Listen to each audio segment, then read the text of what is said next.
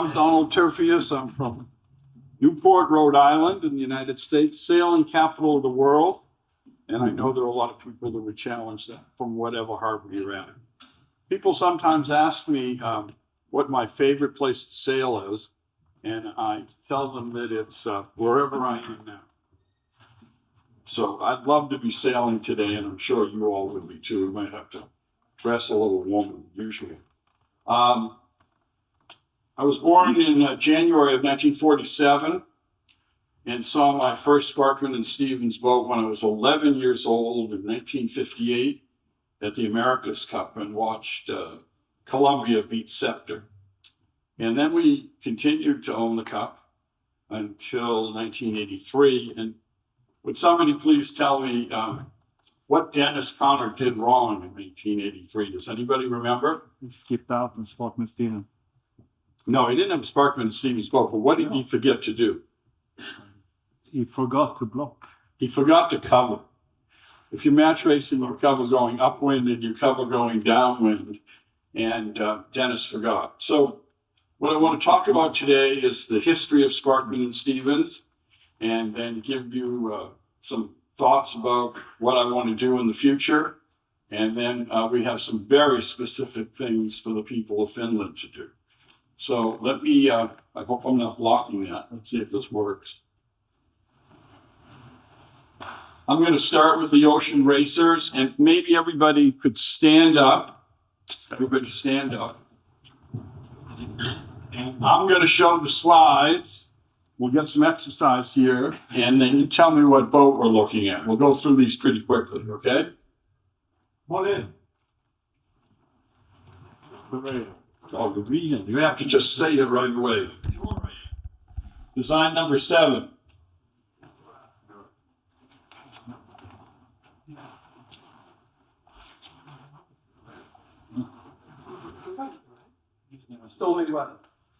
No, we'll get to stormy weather. Can anybody pick out Olin Stephens?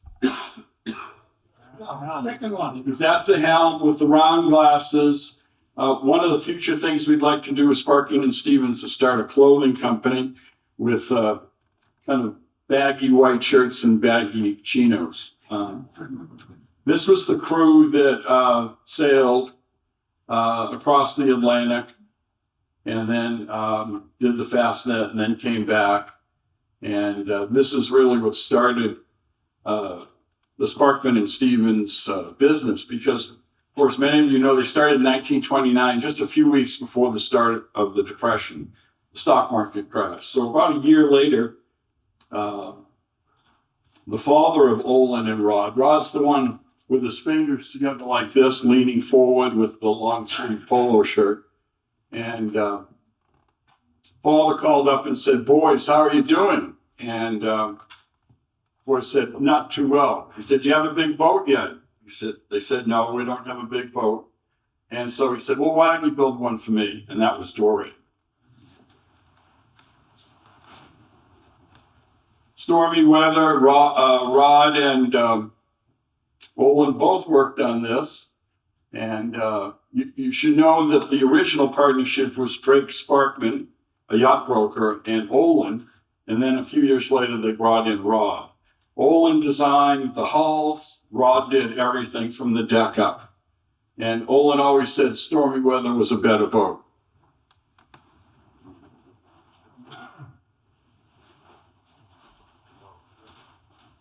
So Santana, and we'll come back to this again.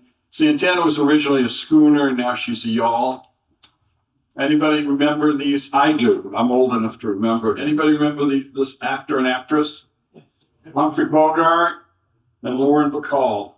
And they would call, their press agents would call all the photographers and print journalists down to the marina near LA and would have them take pictures, and then they sailed off to Catalina, spent the weekend, and came back Sunday night or Monday morning.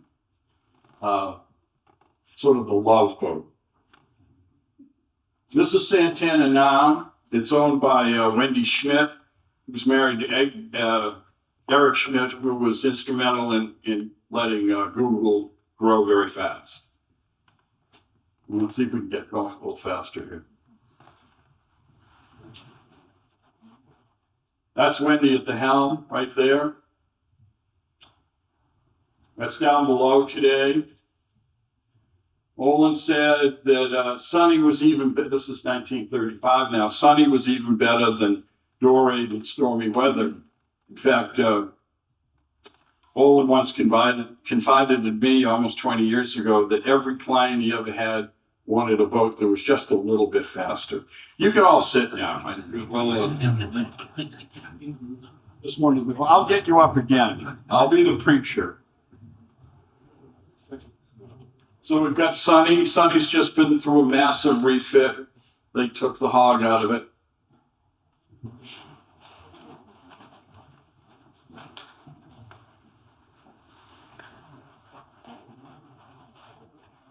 I think maybe this needs a battery. Just not enough.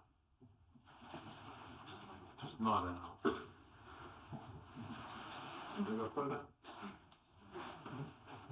Maybe I'll just, you have a clicker, maybe I'll point to you. Yeah. Go to the next slide.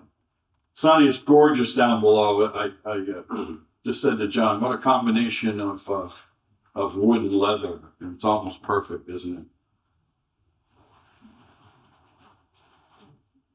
That's Skylark. Skylark has recently been rebuilt, and some of the people involved with that project are currently rebuilding another Sparkman Stephens boat.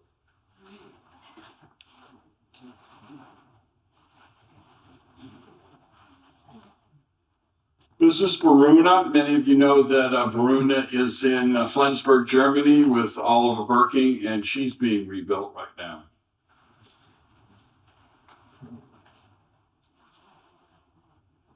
Gesture was recently bought, and she's in California, being rebuilt at the Rutherford Boatyard. There's a trend here. We affectionately call this the Billionaires Boys Boat Club. Very, very wealthy people buying mid-century American design boats. This is Gesture. This Bolero now, John Nicholas Brown, and built in the late 40s for the Brown family, which also 300 years ago endowed a major university in Providence, Brown University. But she's a fabulous boat. She went through a major refit a few years ago up in Maine. This is Bolero being relaunched at Rockport Marine in Rockport, Maine. Gorgeous boat. Kealoha, the Kilroy family from California. They had Kealoha 1, 2, and 3, and this is Kealoha 2. You see the similar house to Bolero.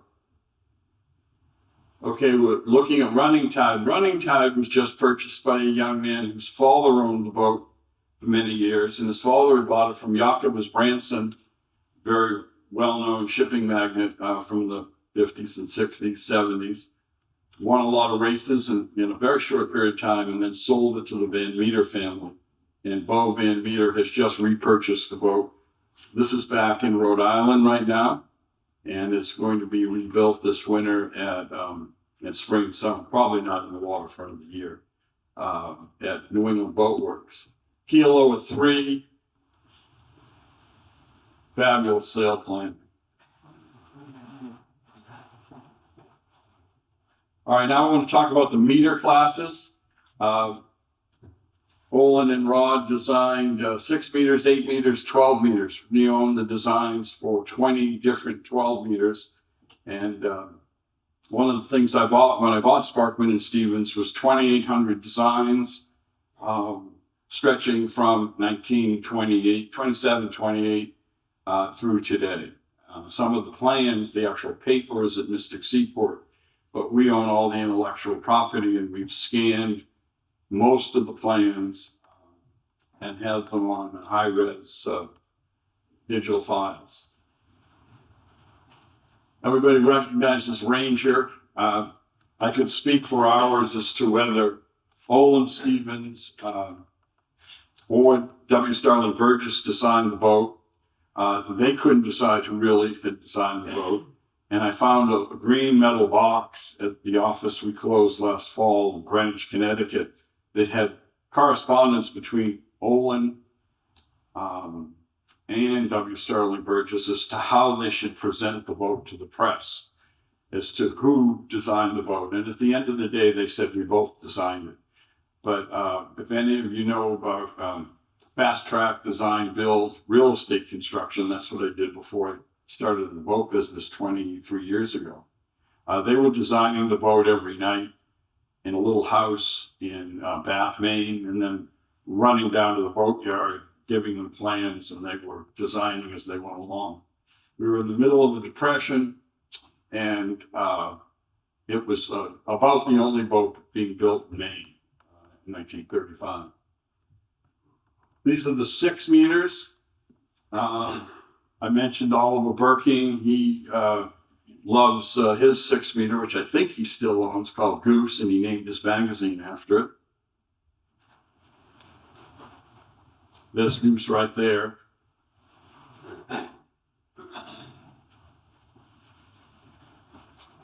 Iroquois. This is an 8 meter. These are the 12 meters racing in Newport. I might put a commercial in here in the middle. We have US 17 for sale, Weatherly, and we have US 21 American Eagle for sale. They're both in Newport. They're available for the 12 meter World Championships in July. If anybody wants to buy them, I have contracts, and we could set that right up. This is Vim. Where's the owner of Vim? Thank you very much. We would love you to bring your boat back to the United States and race, but she does look good. This is Intrepid.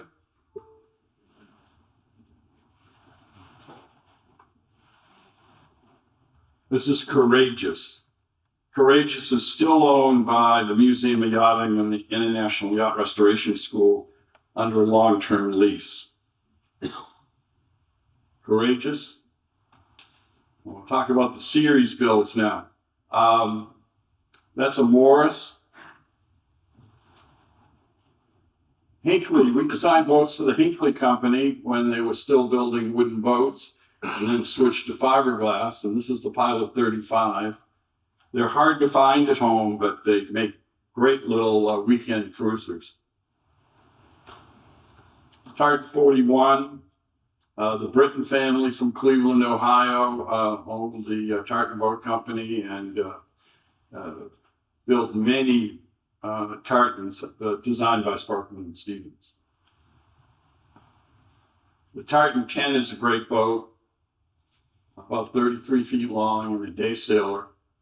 There's still fleets on the Great Lakes. All right, here we go with Swans. How many people here ever owned a Swan 40? No one? Well, that's because they were fiberglass. Sorry, let's keep going. Swan 38. Any Swan 38 owners? Come on, don't be embarrassed. Swan 65. I have to tell you, even though the boat's in fiberglass, this is probably one of my favorite boats of all time. In the 3-cabin model, you could sail all winter in the Western Med, all summer in the Western Med, all winter in the Caribbean. Great workhorse for the charter trade, 3 double cabins, and it's a fabulous boat. We'll come back to this. Modern classics. So what do we do now? Well, we design boats that are based on the great 90-year tradition of Sparkman and Stephens, but they're much more modern. Even some of them are spirited tradition boats. This is the Morris Yachts 29. This is the 36 with a little carbon bowsprit. The 42. The 52. So you can see the spoon bow and the overhang on the stern, the teak decks. Morris is now owned by the combine that owns Hinckley and Hunt. And if you'd like to slather the house in wood and pretend it's a wooden boat, they can do that too. Aileen, This is the Aileen 48-footer designed by a very wealthy gentleman from Philadelphia in the telecommunications, TV, movie, network television business. And he's got a new 65 that I'll show you soon. This has a different name now. It's called Seaborn, but it's a carbon fiber boat made to look like a wooden boat. I think they should have built it in wood myself. It is very pretty. This is down below, very traditional woodwork. It's a boat called Anna, which is also a spirit of tradition, designed by Sparkman Stephens, built in Maine. But this boat was built in wood. This is co-molded wood.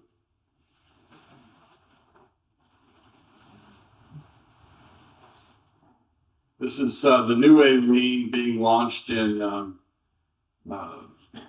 Royal Hoistman in Holland. That's a lifting keel, about 65 feet long.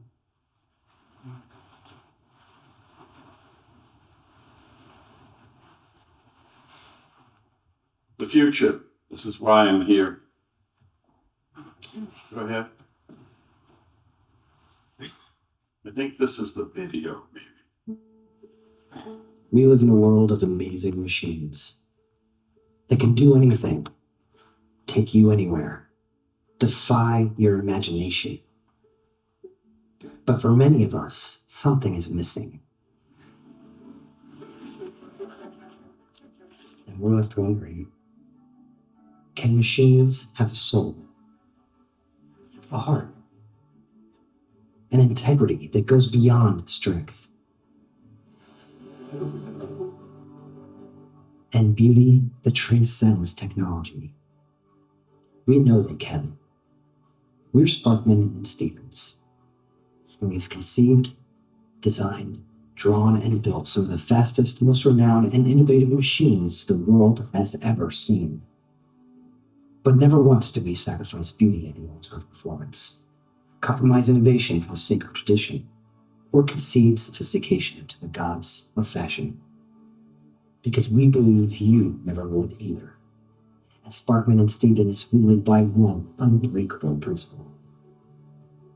It's your heart that beats in every yacht we design.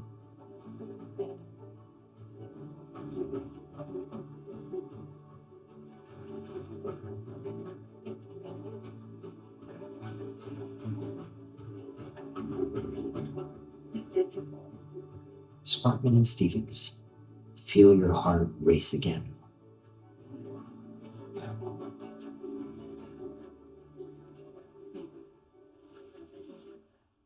That was fun, wasn't it? Let's keep going. These are some of the new boats we've designed and have yet to build, meaning we haven't sold them yet. So this is our 38-foot center console aluminum speedboat with we could put I don't think we could do twin 700s, but we could do twin 400s or 350s. The boat will go 30, 40 knots. This is our 36-foot designed boat for the New York Yacht Club IC proposal. This is also aluminum. They picked a fiberglass boat. They should have picked our boat. Twin wheels, open stern. The innovative part of this boat is that the top sides are not welded. They're glued to aluminum frames. So there's no bondo needed. There's no deformation of the metal. And the boat will be very light, very fast. And in 20 or 30 years, if it was time to rebuild it, you just cut it up in little pieces and recycle it into aluminum cans.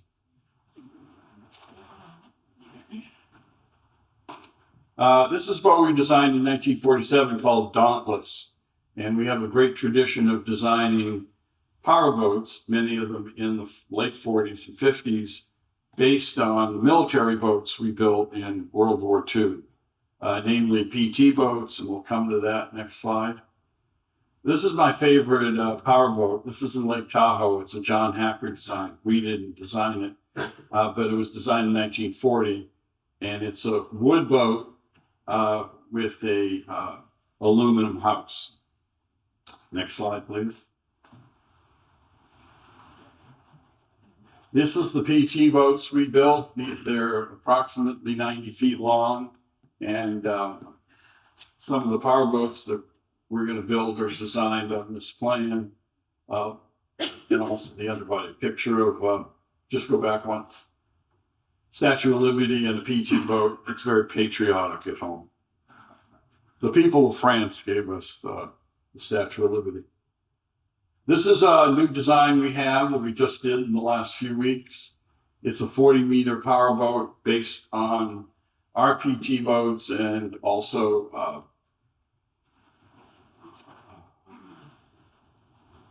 Dauntless and many of the power boats that we built, except it's a lot bigger. And this is a 5-cabin boat, probably with twin 2,000 horsepower inboards. And this will do 40 knots.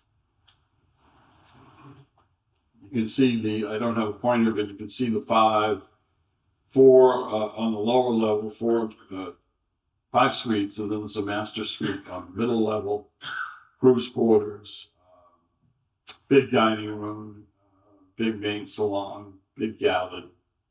It'll be a great boat for the Med or anywhere up here in Northern Europe. Spend the summer cruising. We can put a foreign flag on that. We can even build it here in Europe.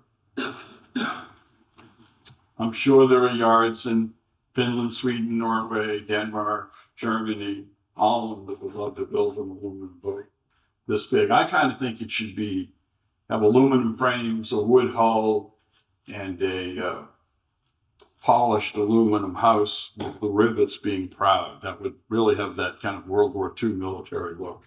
This is a launch we designed in 1940 called Escort, and we're going to upgrade this, next slide, and design a boat with a house,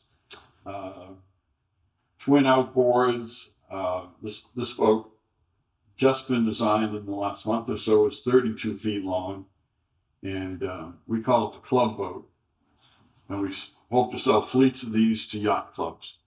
And the rationale for that is that, and we've talked to many Commodores and their boards, it's very hard to get young people to join yacht clubs because they don't want to own a boat. So why don't we encourage them to join the yacht club and then purchase a share in the boat?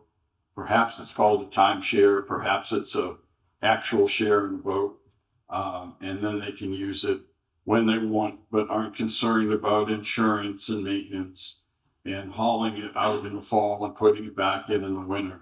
They just use it when they want it, and they get so many hours per month. So there's a new Club 32 powerboat, and you keep going on the slides. And then we're going to base a new boat in the same program. Dark Harbor 20 is 20 feet on the water, and we're going to reproduce that size boat, that shape boat, fractional rig, small cockpit boat that you're all familiar with from the 20s and 30s, and many boats in the size. But we expect to build large numbers of them, and unfortunately probably have to build them on fiberglass. Next slide. This is the Dark Harbor 20 sitting in Islesboro in Tarrantine, in front of the Tarrantine Yacht Club. But very pretty lines. It was clearly one of the early boats that Sparkman Stephens designed. So we're going to go back and recreate modern versions of this boat. It'll have a wood house, but sadly, because I'm a wood boat person, guilty. Sadly, it'll be a fiberglass hull because it's impossible to build multiples this big. This is the Swan 65 again. We should have a drum roll right now. Next slide. All right, this is our new boat. This is for all of you here in Finland. I'm a big horse person. All my boats have horse names. The first big boat we built was Wild Horses, a W-76.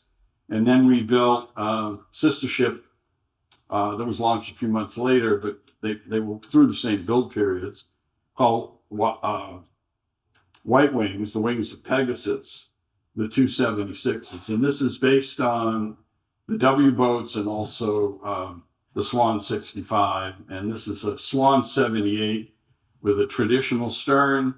The hail is Helsinki.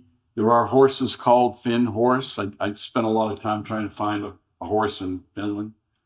And these are renderings of that boat.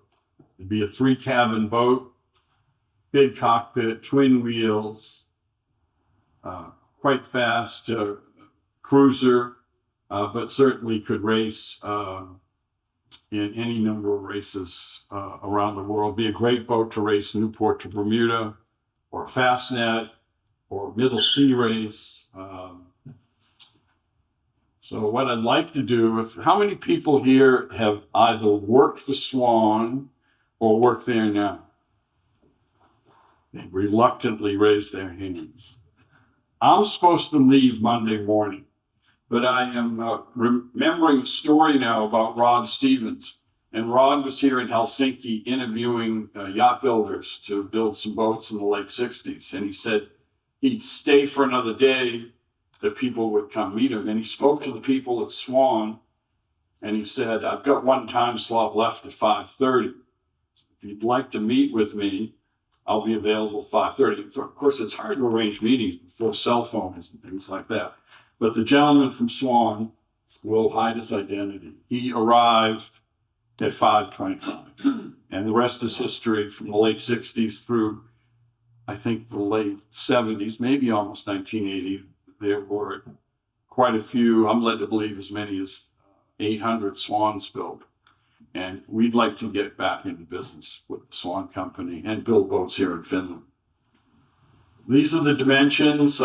She's over 78 feet. She weighs 100,000 pounds. She's got sail area of 3,600 square feet. This is going to be a powerful boat. So if there's anybody here that needs a new boat, it would take us, in a fast design build situation, maybe 3 months to finish the plans. I would think we could have a boat started by the summer and in the water next summer. That might be aggressive, but why not? There's your Swan 78. I think we've got a few more slides that we can quickly go through.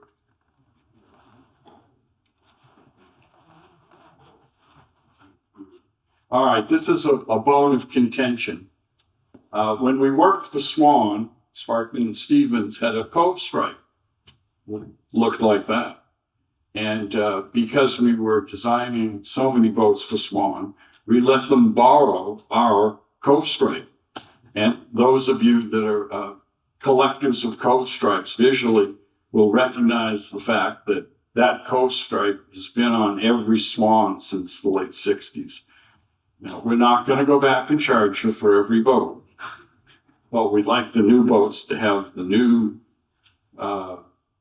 profile, the same old cove stripe, and we won't charge you for the cove stripe, but we would like to charge you for the design of the boat. We also have, I started the W-Class Yacht Company 23 years ago, and those are all being managed and marketed by Sparkman Stephens. We can quickly go through these slides. This is the W-76 Wild Horses. This is in the Candy Store Cup Super Yacht Regatta in Newport, Rhode Island.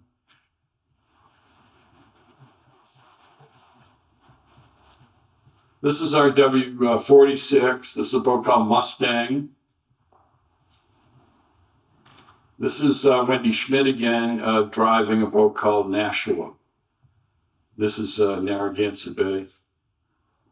I love the stern and the W-46s. It's a great tumble home there.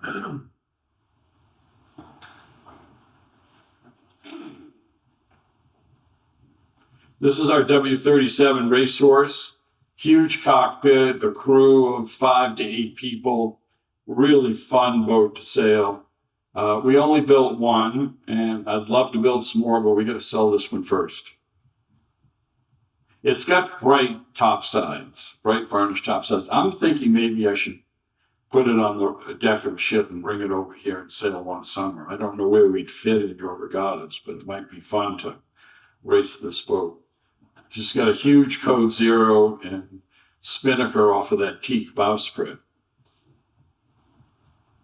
This is sailing in Bristol, Rhode Island. You notice the gaff rig at the top there. They didn't like how fast my boat was, and this used to be square top, and they said we couldn't race anymore square tops. So I called Robbie Doyle at Doyle Sailmakers. I said, Robbie, what are we going to do?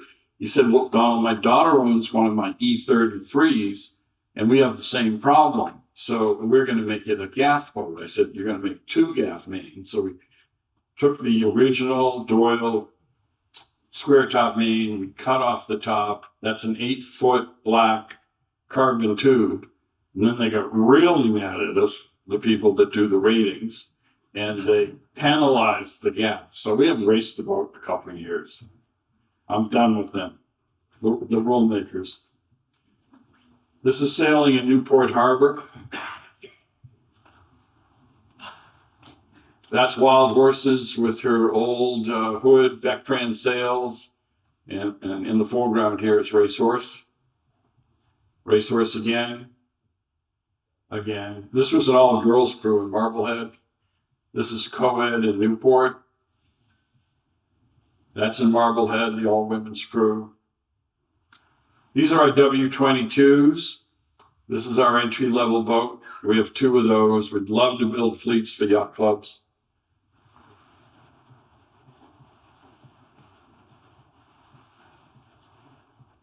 I love this picture. This was Bastille Day. We were up in Vineyard Haven, and we got the 22 in the foreground. The middle boat is the 37, and then you see Wild Horses with the W on it and the 3 French flags. I think this is my last slide, and this shows the W-37 designed by Stephens, Waring, and White, Steve White, Joel White's son. And also Valiant, designed by Sparkman and Stephens. And I'll end with a little story about Valiant. Gary Gregory, who lives in Marblehead, who financed Doyle Sails for many years. You can see the Doyle label on both of those jibs. Bought Valiant, and he immediately called some 25 years ago, Olin, and said, Olin, I bought your best boat. I just bought Valiant. I said, best boat? That's the worst boat I ever designed. And Gary said, well, what's wrong with Valiant? He says, it's just a terrible boat. Well, what should I do with it? He said, cut it up in little pieces and throw it away. It would make good firewood. Well, Gary wasn't done with the subject. He says, Olin, if it's so bad, I'm going to hire you to fix it. And then Olin, he wouldn't let go of it. He said, it's not worth fixing. Gary's had the boat for 20 years, has won numerous trophies in Europe, the Caribbean, also New England, and it's won many Panerai watches when they were still sponsoring our regattas. And this is the 37-foot racehorse overtaking Valiant. Valiant's very hidden. I think that's my last slide, is it? Right. Thank you so much. Thank you.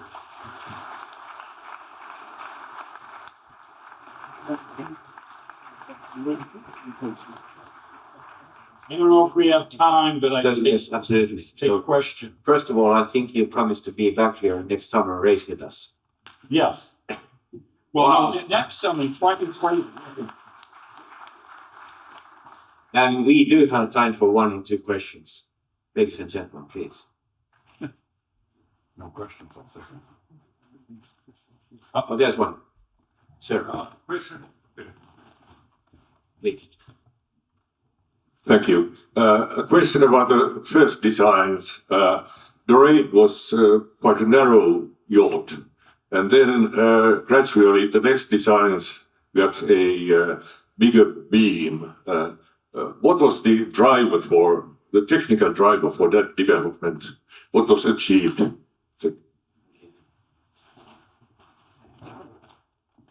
Well, I think if you look at the profile length and width and waterline of Dore, she's really a meter boat.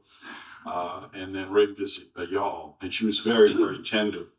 So the way you deal with tenderness is to make boats wider and put more weight on the keel. And so every boat subsequent to Dore was wider and the keel was heavier. And the boats were incrementally faster through the period of, say, the late 40s, Bolero, where the boats, Bolero has dimensions more similar to wild horses than it does to Dore. So it's how do you achieve stability in yacht design, width and weight on the bottom of the keel? Thank you so much.